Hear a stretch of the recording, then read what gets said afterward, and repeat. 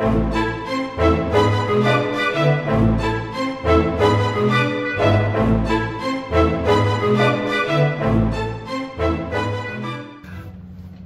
it going, everybody? Again, here is officially Thursday, last day before we go off for break, our spring break, as if the 3-week one wasn't long enough. But again, here we're obviously we're not going to be doing anything in observation of spring break moving forward. So we will return back not next week, but the following week on Monday, and we'll get back into taking our notes and things of that nature. So hopefully, again, hopefully the first week of doing notes was a very easy one. Hopefully it was easy to go along with and understand. And hopefully, so far it's been simple enough to understand, and at least hopefully you know what to expect moving forward. Again, if you have issues, questions, concerns with anything that's been going on or how we're doing things, feel free to reach out to me. I'm here. Again, I have office hours 10 to 2, and it shouldn't be anything too crazy. And I also say that about a billion times, I understand. But getting into today, we're doing 7.3, so it'll be our last section here for this unit. And it'll also be the last thing we do for the unit. We'll come back after spring break and we'll start a whole entire brand new unit, and we'll get started with that and move on through. So today we're doing 7.3, influencing Congress. So again, I kind of left off yesterday saying, there might be a chance, you guys can understand how you might be able to make a difference. How you might be able to kind of say, hey, why does the government do this? And you can say, can you influence them? Can you make a change? So that's where a really big focus is going to be on here today. So today's success criteria number 1, identify 3 main influences on lawmakers. So what influences lawmakers the most? 2, identify 3 ways lawmakers keep track of their constituents' opinion. So again, we talked about constituents before. Constituents are the people that voted for or are members of the district that they're from. 3, identify 2 other major influences on lawmakers. Again here, so we're talking about 3 big ones, but we're also talking about 2 other major ones as well. 4, not floor, explain who lobbyists represent and their importance. And then 5, identify 3 ways lobbyists attempt to influence lawmakers. Questions, issues, concerns? Let's get into it. So, first little intro here. Members of Congress influence the direction of government policies and help shape the public's view of a particular bill or issue. However, who influences the lawmakers? That's the real big question here. So Congress can influence the way the government thinks about things and also the way people think about things. But how do we influence them is the real big question here. And one of the 3 big ways that lawmakers are actually able to influence us are, number 1, their personalities. Some are more willing than others to make risky choices. So for example, if you think about our governor, he's not necessarily a risk taker by any means. You think about Mike DeWine is very playing things very safe compared to other places. So some people really like that and other people really don't like that. I, on the other hand, I'm a big fan because I prefer not to get sick or watch other people get sick.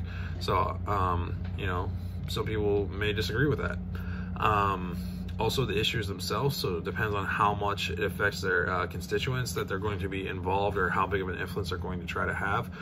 So, for example, I'm sure when we think about our government, I'm sure that our representatives were talking with Mike DeWine and then talking to the national government saying, Ohio's like, we're for anything that has to do with the national government shutting down or limiting the accessibility of things as far as this coronavirus is concerned.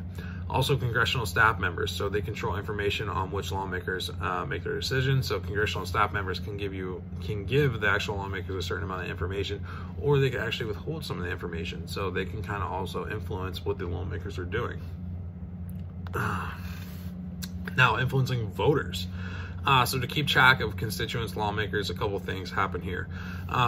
They make frequent trips to their districts. So you're talking about your lawmaker, the person who's in charge of your district, coming to your area and be able to make a difference and understand what's going on.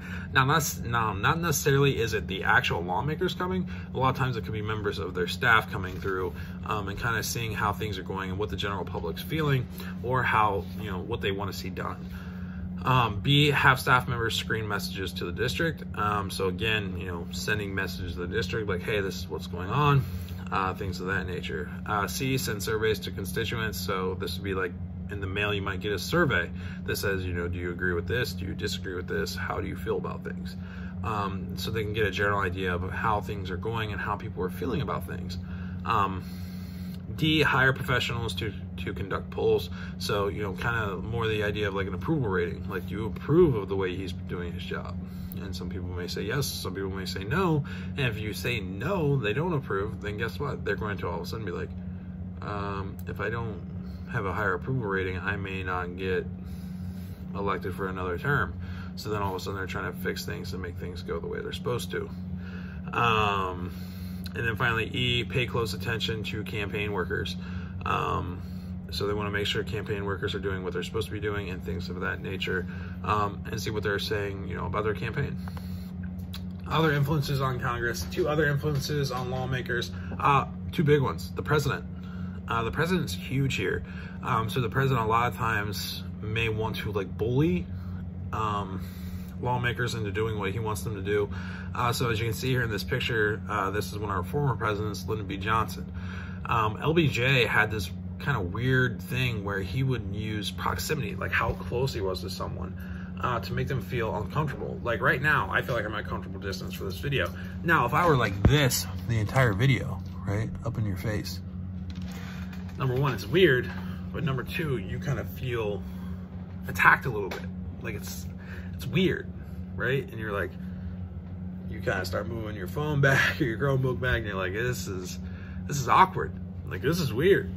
So a lot of times presidents use their proximity, they'll use their bodies to kind of do the big man syndrome. So if I were going like this and trying to look down on you, it gives you the feeling that you're like smaller than me, you're less than me, and that's kind of what the presidents a lot of times might try to do. The president makes attempts to get Congress to pass laws that his party wants enacted, uses the media as a way to put pressure on Congress. So for example, the president could say, well, Congress clearly doesn't want this for the people, like they're thinking of this in the wrong light.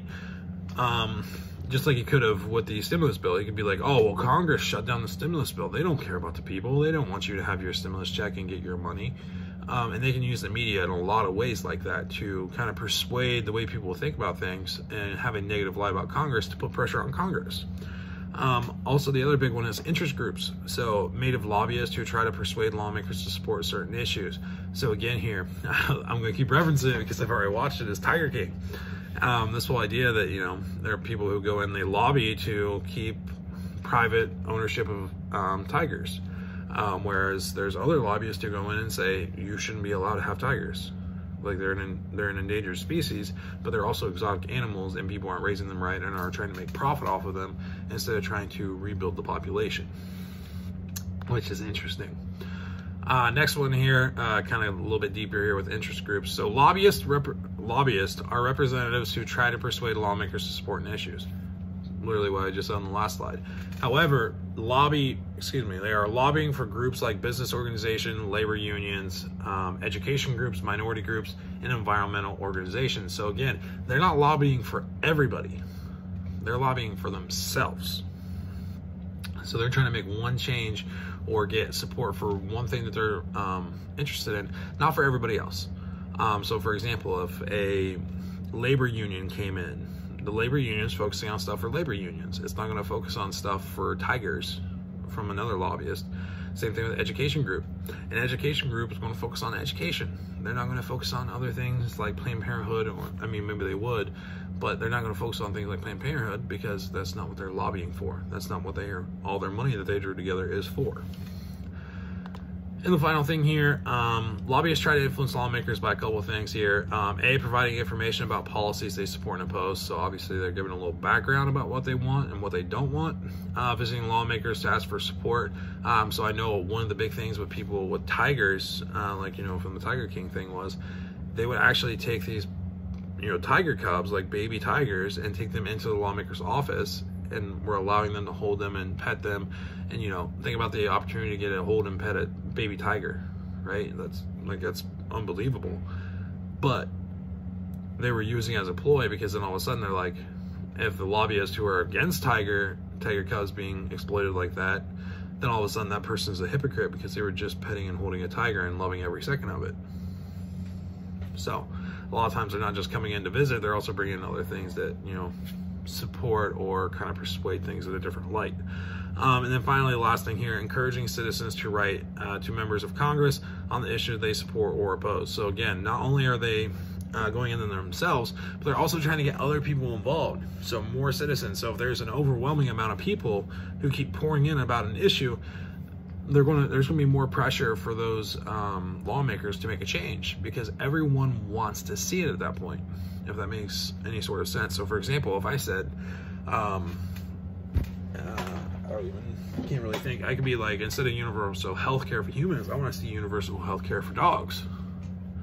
Then all of a sudden I get a following, and everyone is throwing money my way to like support this push, and there are multiple people jumping on board saying, yeah, we agree, like if your pets get sick, you should be able to go take them to the vet and not have to worry about it, right?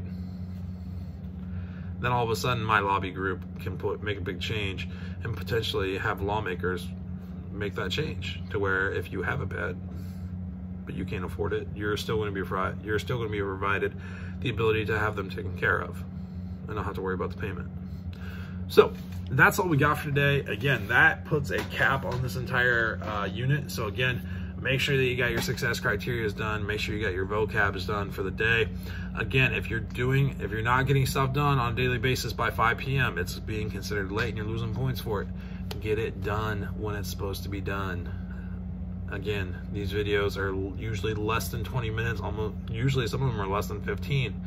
Make sure you're watching the videos, make sure you're looking at the notes, make sure you're getting your vocab and success criteria done. That way you don't have to worry about this stuff, okay? Enjoy the rest of your day. Make sure you wash your hands, make sure you're staying safe, and make sure you're keeping up on your mental health. Whether you're going for a walk or doing something, playing video games, I don't care. Do something for yourself. Have a great rest of your day, and I'll see you guys tomorrow. I'll see you guys on Monday after spring break. See ya.